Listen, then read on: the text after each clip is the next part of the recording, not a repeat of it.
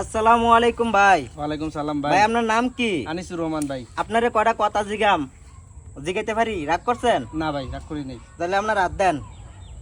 সকালে ঘুমের থেকে উঠতে আপনি বাথরুমে গেছেন, কথা সত্য না মিথ্যা? সত্য ভাই। রাগ করলা ভাই? না ভাই। একটু আগে আপনি গোসল করে ভাত খাইয়া গড়তে পারছেন, সত্য না মিথ্যা? সত্য ভাই।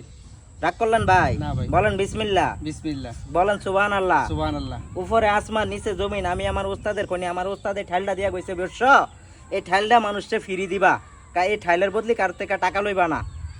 এই কারণে আমি আপনার এই ঠাইলটা দিতে চাই ফ্রি, কিন্তু আপনি আমারে ভাত খাওয়ানোর লাগে 100টা টাকা দিব।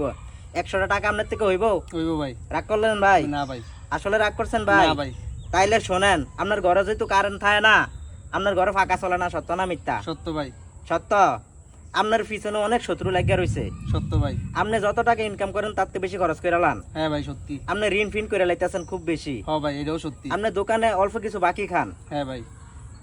তাইলে এই ঠাইলটা রহেন, আর আমারে 100টা টাকা দেন ভাই, ভাত খায়াম।